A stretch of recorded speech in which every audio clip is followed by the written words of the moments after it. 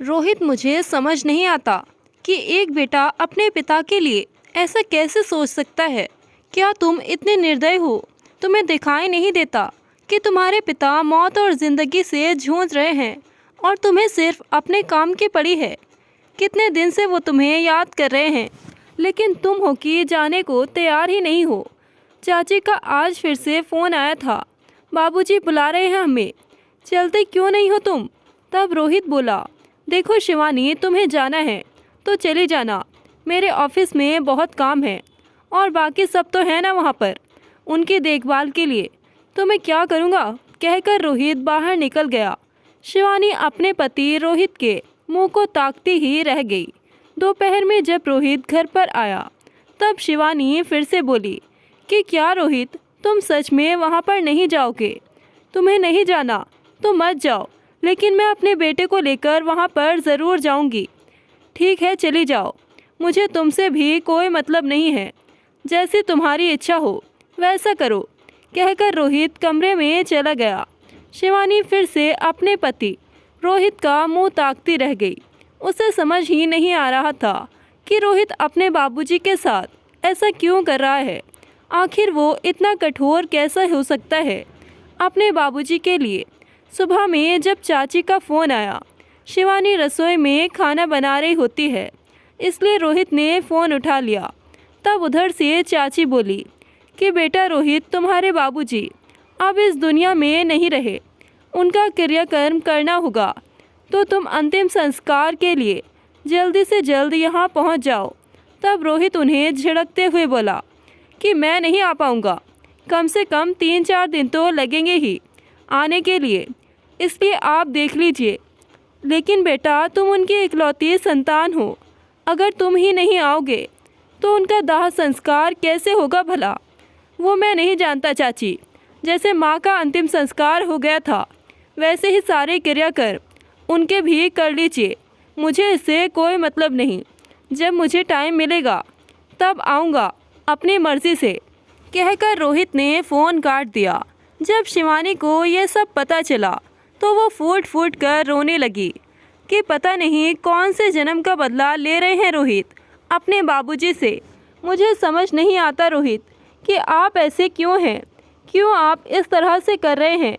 अब तो वो इस दुनिया में भी नहीं रहे, परंतु आपके दिल का मैल क्यों नहीं धुल रहा?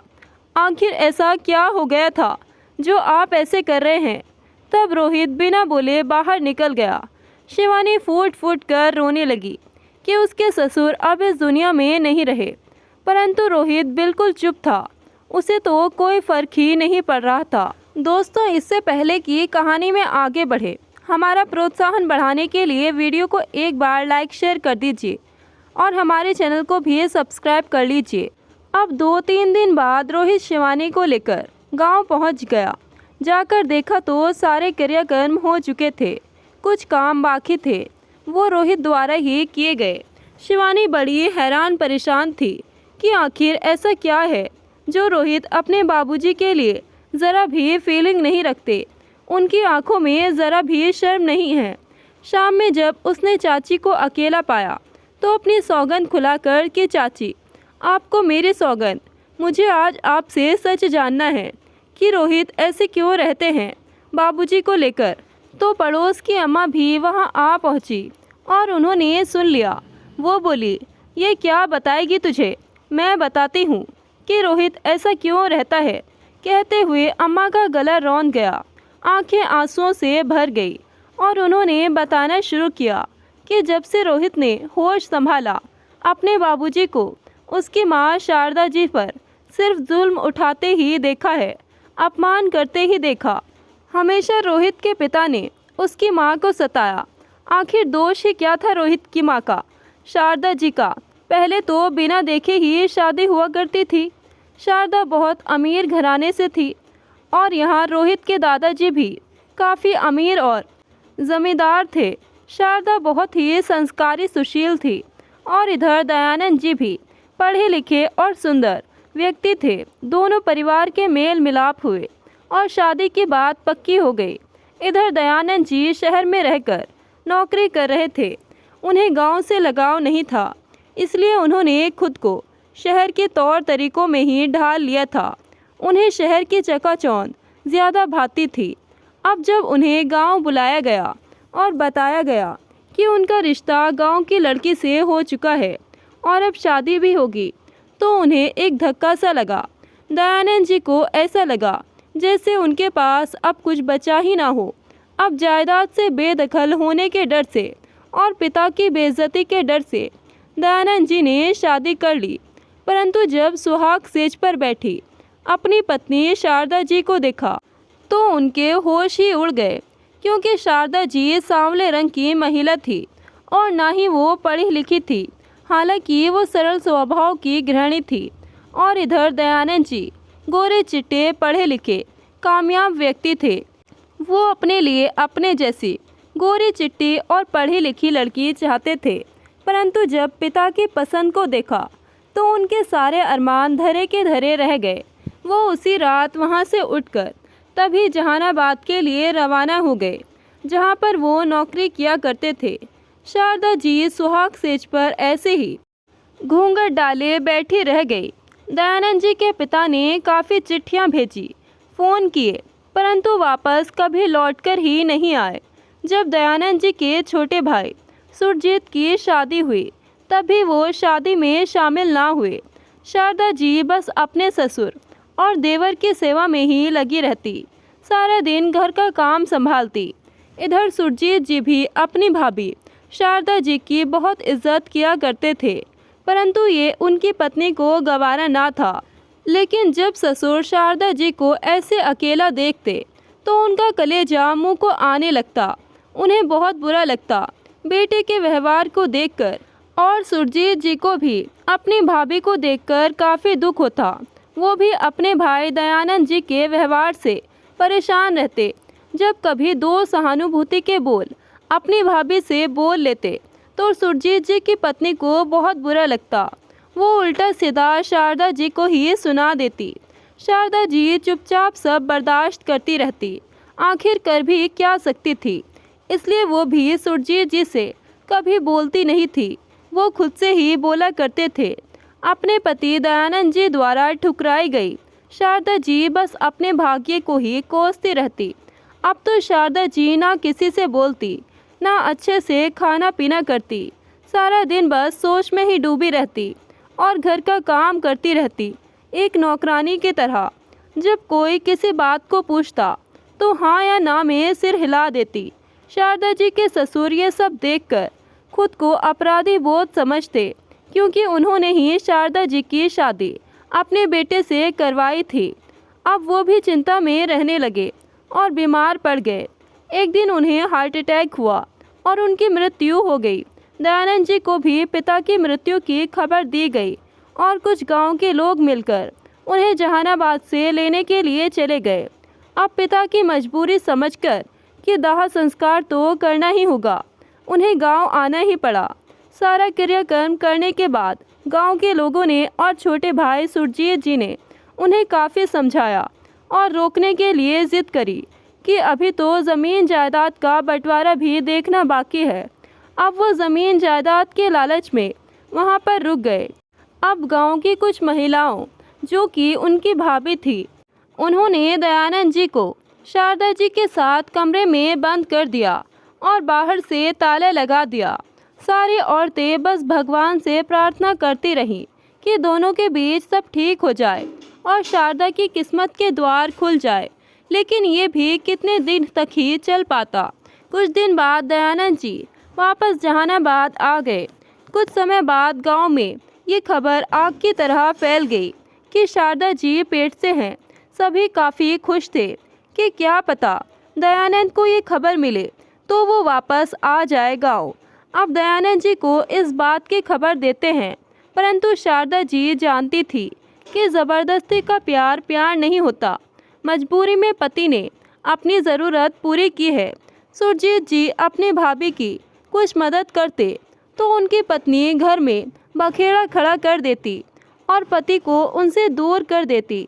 इधर जब शारदा जी के मायके वालों को ये खबर मिली तो वो अपनी बेटी से मिलने के लिए आ गए, परंतु शारदा जी ने साफ साफ मना कर दिया कि जो मेरी तकदीर में लिखा है वो मुझे मंजूर है और वो मुझे मिलकर ही रहेगा। आप लोग चाहें कितनी भी कोशिश कर ले, आप लोगों ने तो मेरे भले के लिए ही मेरी शादी करवाई थी। आप मेरा बुरा नहीं चाहते थे, तो बस अब जो कुछ भी है वो मेरा ससुराल ही है। जब तक जिंदा हूँ यहीं रहूँगी और मरते दम तक यहीं रहूँगी। अपनी आखिरी सांसें यहीं तोड़ूँगी। यही मेरा स्वाभिमान है। मैं अपने मायके जाकर माँ बाप और भाई भाभीयों पर बोझ नहीं बनना चाहती। विवश होकर शारदा जी के मायके वाले वापस चले गए। अब शारदा जी सारा दिन काम करती रहती। ऐसी हालत में भी वो आराम ना करती। ईश्वर ने उन पर अपना रहम किया और उन्हें एक प्यारा सा बेटा दिया। शारदा जी की तो मानो जान में जान आ गई। उनकी खुशी का ठिकाना ही ना रहा। उन्हें उनके जीने का सहारा मिल गया था। परंतु देवरानी को ये बात हजम ना हुई, क्योंकि वो तो हर बात में शारदा जी के साथ ढसोकले ही रचाया करती थी। बोली कि क्या पता ये बच्चा किसका है, मेरे पति का है या जेठ जी का है, इसका कोई भरोसा ही नहीं। देवरानी की ऐसी बात सुन शारदा जी का कलेजा छलनी छलनी हो गया। उसकी बातें उन्हें तीर भांति चुभ रही थी, परंतु आंसू बहाने के अलावा क्या ही कर सकती थी। अब इस अवस्था से निकलने के बाद शारदा जी ने अपने घर को संभाल लिया। बच्चे की परवरिश भी करती और घर का सारा काम करती। सुरजीत जी अपनी पत्नी से कई बार बोले कि तुम भाभी के काम में मदद कर दिया करो, वो परेशान रहती हैं, वो भी ऐसी अवस्था में है।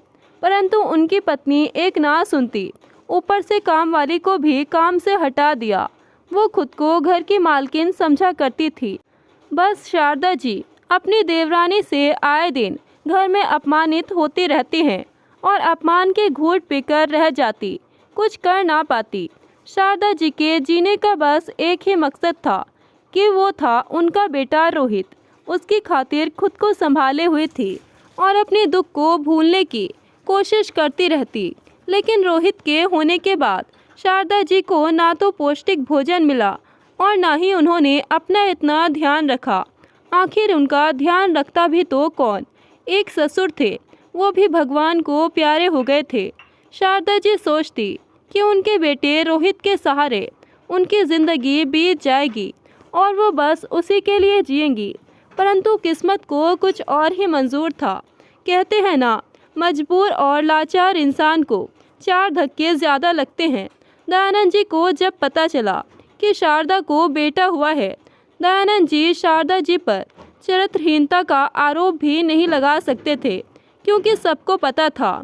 इधर दयानंद जी ने जहानाबाद में एक शादीशुदा औरत के साथ अनैतिक संबंध बनाए हुए थे और उसके घर खर्च दिया करते थे, साथ में ही रहते थे, सारा पैसा उसी पर बर्बाद करते थे। गांव में ये बात सबको पता थी। हालांकि शारदा जी भी ये बात जानती थी। वो सोचती कि उस औरत के पति कैसे हैं, जो अपनी पत्नी को किसी दूसरे के पति के साथ भी देख सकते हैं। दयानंद जी ने सोचा कि अगर उनका बेटा गांव में ही रहेगा, उसका पालन पोषण वहीं होगा, तो वो भी अपनी माँ की तरह अनपढ़ गंवार ही रहेगा, उस पर भी उसी की सोबत का असर आएगा। इसलिए वो ठीक समय का इंतज़ार करने लगे और जब रोहित 5 साल का हुआ तो वो गांव पहुंच गए। सबने उनका बड़े धूमधाम से स्वागत किया। सबके मन में एक आशा थी कि अब तो शारदा जी को दयानंद जी अपने साथ जहानाबाद लेकर चले ही जाएंगे। लेकिन दयानंद जी किसी और ही मकसद से आए थे। उन्हें तो अपने काम से मतलब था। अगली सुबह उन्होंने अपने बेटे रोहित को गोद में उठाया और बोले कि ये मेरा बेटा है, तो मैं इसे अपने साथ लेकर जा रहा हूँ और मैं ही इसकी परवरिश करूँगा। सभी लोगों ने उनको रुका, लेकिन दयानंद जी ने उनकी एक बात ना सुनी।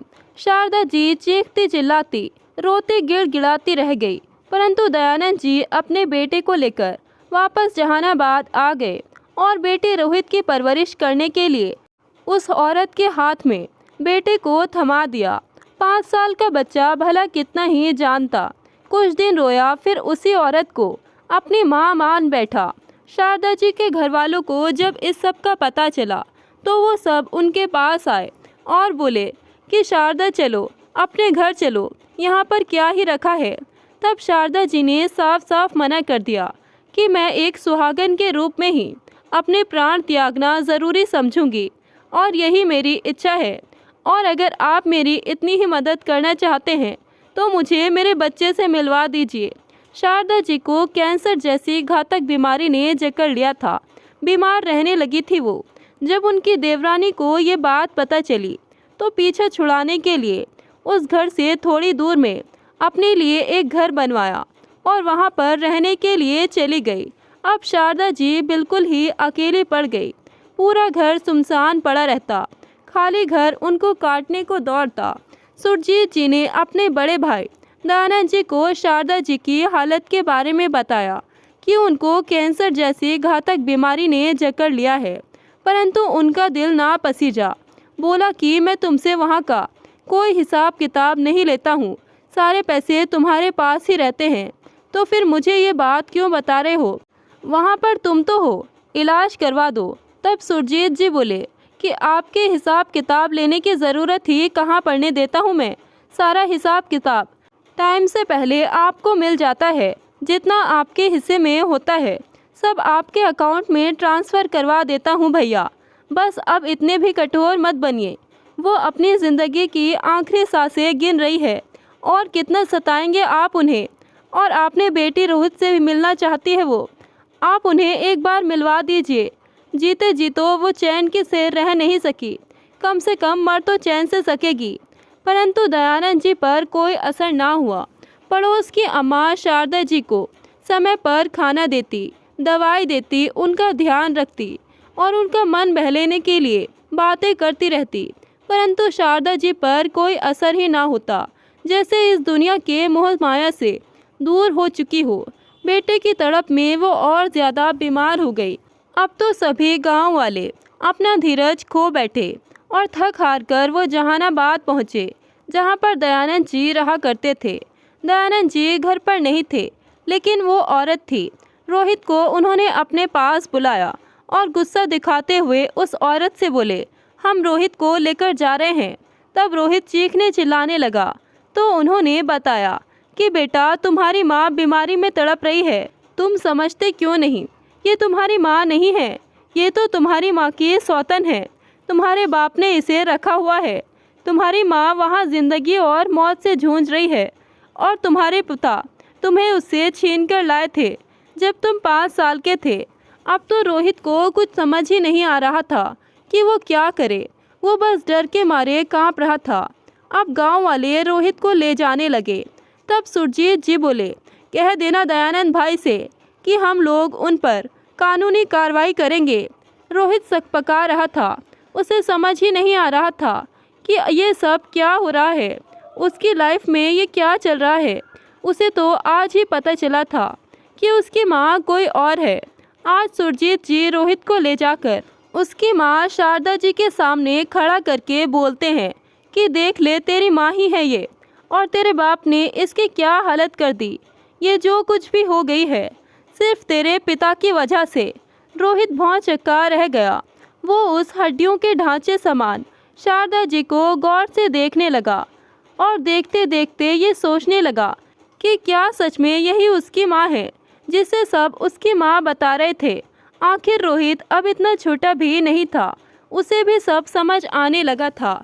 रोहित के चाचा, नाना और आस पड़ोस वालों से पिता के बारे में सुनकर रोहित का मन बेचैन हो उठा। उसके दिल में पिता को लेकर एक गुस्सा भर गया। शारदा जी को बेटे रोहित को सामने देख काफ़ी हिम्मत मिली। वो खुद को रोक ना पाई और अपने बेटे रोहित के गले लगकर खूब रोई। ज़ोरदार बिजली कड़कने लगी, काले बादल छा गए। ऐसा लग रहा था मानो प्रकृति भी आज रो रही हो। रात भर रोहित को शारदा जी अपने पास ही लेटाए रही, उसका सर सहलाती रही। आंखों से लगातार झरझर आंसू बहते रहे। सुबह होते ही जहानाबाद से दयानंद जी गुस्से में आए और आते ही सबको गुस्से में ललकारने लगे, चीखने चिल्लाने लगे, रोहित को ले जाने की जिद करने लगे। गांव वालों ने खूब समझाया कि शारदा अपनी अंतिम सांसें गिन रही है, कम से कम उसके दाह संस्कार तक तो रोहित को यहीं रुक जाने दो। गांव वाले ने उन पर कानूनी कार्रवाई करने की भी धमकी दी, परंतु दयानंद जी ने एक ना सुनी और बोले कि अगर कानूनी कार्रवाई करनी है तो कर दो, मैं नहीं डरता तुम लोगों से। कह दूंगा कि ये औरत पागल है और बीमार है, मेरे बच्चे का भरण पोषण अच्छे से नहीं कर पाएगी, इसलिए इसे मैं ही रखूँगा, तो हिसाब किताब हो ही जाएगा। रोहित को भी सब समझ आ चुका था। वो भी रोते हुए बोला, बाबूजी मुझे माँ के पास रहने दीजिए। परंतु दयानंद जी वहाँ से खींचकर उसे अपने साथ जहानाबाद ले आए ज़बरदस्ती। अब तो शारदा जी बेटे का दुख बर्दाश्त ही ना कर पाई, चीखती चिल्लाती रही, परंतु दयानंद जी ने उनकी एक ना सुनी थी और शारदा जी ने अपना दम तोड़ दिया। मरने से पहले अपने अंतिम शब्द भी शारदा जी के यही थे कि मेरी चिता को आग मेरे बेटे रोहित से ही दिलवाना, ताकि मेरी आत्मा को सुकून मिल सके। अब अगले दिन गांव के कुछ लोग रोहित को लाने के लिए जहानाबाद की तरफ निकल पड़े। वहां पहुंचे तो दयानंद जी ने साफ साफ मना कर दिया, कह दिया कि अभी कुछ दिन रोहित के एग्ज़ाम चलेगी, तब तक वो नहीं जा सकता, हम बाद में आ जाएंगे। रोहित भी रोता रहा कि बाबूजी मुझे माँ से मिल लेने दीजिए, परंतु बाबूजी के आगे उसकी एक ना चली। आज रोहित की आंखों के सामने वो दृश्य बार बार आ रहा था कि कैसे उसकी माँ उसके आगे रो बिलख रही थी कि बेटा मेरी चिता को आग तू ही देना। अब हफ्ते भर बाद दयानंद जी अपने बेटे रोहित को लेकर गांव पहुँचे। तब तक सारे क्रियाक्रम हो चुके थे। अब बाप बेटे वापस जहानाबाद आ गए। रोहित की स्कूलिंग पढ़ाई पूरी हो चुकी थी। अब आगे की पढ़ाई के लिए वो विदेश चला गया और वहीं पर नौकरी करने लगा और साथ में पढ़ने वाली एक लड़की शिवानी, जिससे वो प्रेम करता था, उसी के साथ उसने शादी कर ली। शिवानी बहुत ही संस्कारी, सुशील, पढ़ी लिखी, होनहार लड़की थी। दोनों ने प्रेम विवाह किया, जिसकी खबर रोहित ने दयानंद जी को नहीं दी थी। अब धीरे धीरे दयानंद जी की उम्र हो चली थी, उनकी नौकरी चली गई, सारे पैसे खत्म होते गए। अब जिस औरत के साथ वो रहते थे उसके साथ लड़ाई झगड़ा होने लगा, क्योंकि वो औरत तो सिर्फ दयानंद जी से अपना मतलब निकालती थी। अब उसने दयानंद जी को सड़क का रास्ता दिखा दिया और सारे रिश्ते खत्म कर लिए। अब थक हार कर दयानंद जी को गांव जाना ही पड़ा। गांव के सभी लोग उनके रवैये से वाकिफ़ थे और जिस तरह से उन्होंने अपनी पत्नी शारदा जी को तिल तिल करके तड़पाया था, सब जानते थे, इसलिए उनसे कोई भी ठीक से बात नहीं करता था। दयानंद जी भी बड़ी ही ठाठ से रहते, ऐसा दिखावा करते थे कि मुझे किसी से कोई लेना देना ही नहीं है, मुझे किसी से क्या मतलब। परंतु अंदर ही अंदर वो खोखले होते जा रहे थे, अकेलापन महसूस करते थे।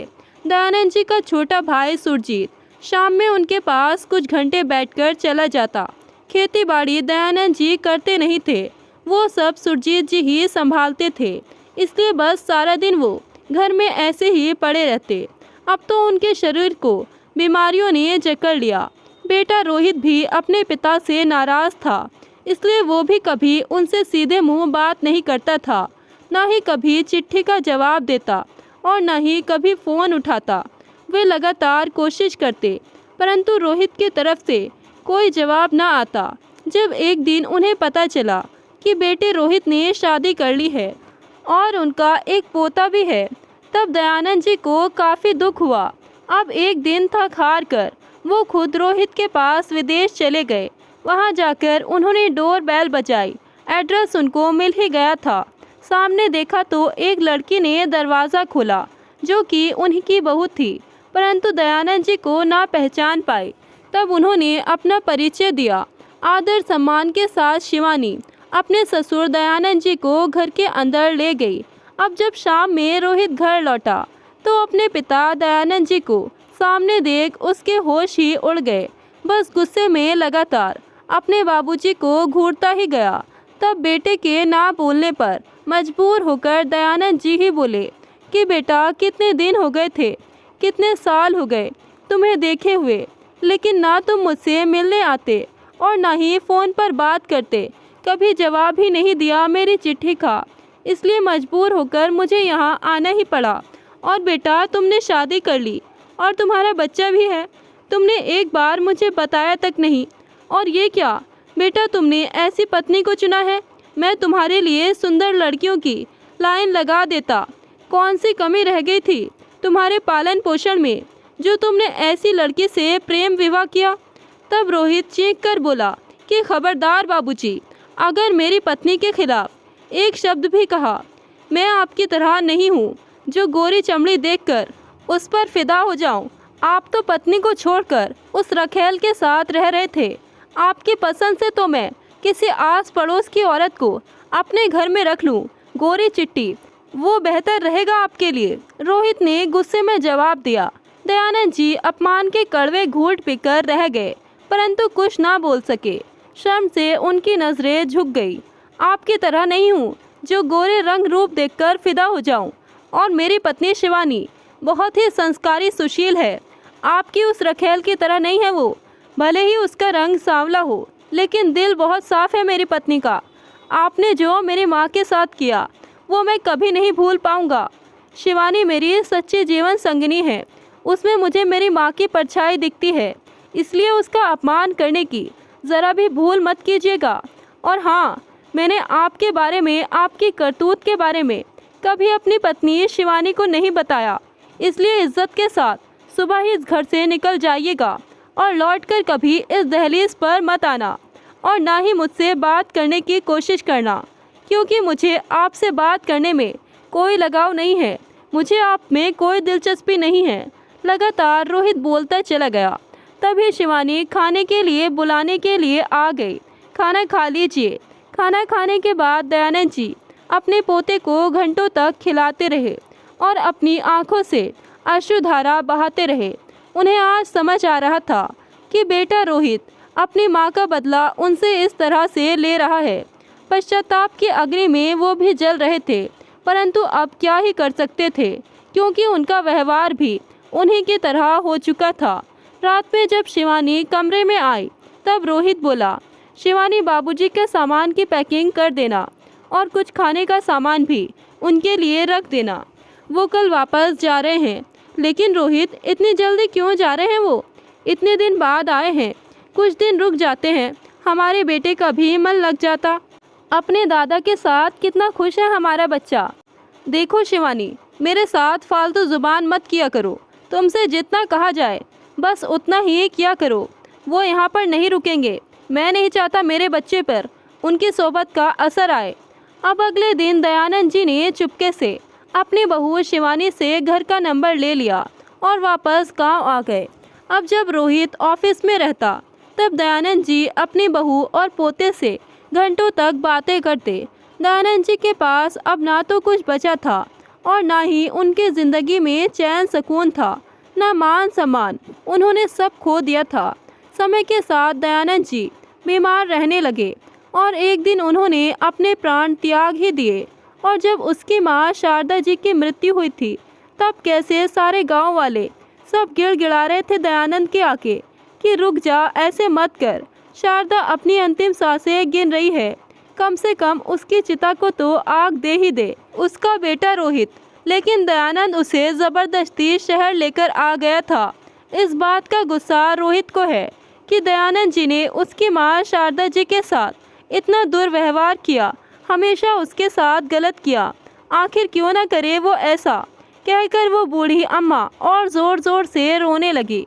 बोली कि जिस रात वो तड़प रही थी और फिर उसने अपने प्राण त्याग दिए थे, काश भगवान मुझे उठा लेता, उसकी जगह के दुख मुझे दे देता। कहकर अम्मा सारा दुख बयां करने लगी।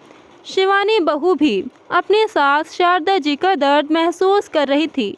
शिवानी ने अम्मा को पानी पिलाया। अब तो शिवानी को भी ससुर पर गुस्सा आ रहा था। सोच रही थी कि एक इंसान ऐसा भी हो सकता है क्या। उसके ससुर तो बड़े ही अच्छे बनते थे, उनका ऐसा रूप भी था। उसकी आंखों से अश्रुधारा बह निकली। उसने नज़र उठाकर सुरजीत जी की पत्नी अपनी चाची की ओर देखा और बोली, चाची जी, आप कैसी औरत है? आपने भी माँ के साथ ऐसा किया, क्या आपको उन पर तरस नहीं आया? उन्होंने नज़रें झुका ली और कुछ बोल ना पाई। उनको आत्मग्लानि महसूस हुई। उस दिन शिवानी सारी रात नहीं सो पाई और अगले दिन रोहित से कहा कि चलो हम विदेश चलते हैं। जब वो वापस विदेश आ गई तो अपने पति रोहित के गले लगकर खूब रोई और उससे माफ़ी मांगते हुए उसके आगे गिड़गिड़ाने लगी कि रोहित मुझे माफ़ कर दो, मैंने आपको हमेशा गलत समझा। रोहित आप बहुत अच्छे हैं, बाबूजी ने माँ के साथ इतना गलत किया, उनकी वजह से मैं हमेशा तुम्हें सुनाती रहती थी, मुझे माफ़ कर दो रोहित। कहते हुए शिवानी ज़ोर ज़ोर से रोने लगी। रोहित ने उसे पानी पिलाया और उसकी पीठ थपथपाते हुए उसे दिलासा देने लगा। आज रोहित को शांति महसूस हो रही थी। अब शिवानी ने बैग से अपनी सास शारदा जी की फ़ोटो निकाली और उसे फ्रेम में चढ़ाकर सामने दीवार पर फूलों की माला डालकर लगा दिया। सामने एक दीपक भी जला दिया। दोनों पति पत्नी अब सुकून में थे, ये सोचकर कि शायद माँ की आत्मा को शांति महसूस हो। अब रोहित ने अपनी पत्नी शिवानी के साथ बहुत ही अच्छे तरीके से मान सम्मान देते हुए अपना जीवन गुजारा। हमेशा अपनी पत्नी का साथ निभाया और हमेशा उसकी ज़रूरतों, उसके सुख दुख में उसका साथ बराबर खड़ा रहा। हमेशा उसका आदर सम्मान किया और स्वाभिमान के साथ अपनी ज़िंदगी को जीता गया। दोस्तों, रंग रूप से कुछ नहीं होता, सब मोह माया है। इंसान अपने कर्म और दिल से अच्छा होता है। खूबसूरती सिर्फ आँखों को अच्छी लगती है और कर्म इंसान के दिल को सुकून देते हैं। तो दोस्तों, आपकी क्या राय है रोहित को लेकर? क्या उसने अपने पिता दयानंद जी के साथ जो किया वो फैसला सही था कि गलत? कमेंट करके अपनी राय ज़रूर बताएं। कहानी आपको ज़रा भी पसंद आए तो वीडियो को लाइक शेयर करें और ऐसे ही कहानियाँ सुनने के लिए हमारे चैनल को सब्सक्राइब करें। मिलते हैं एक नई कहानी के साथ। धन्यवाद।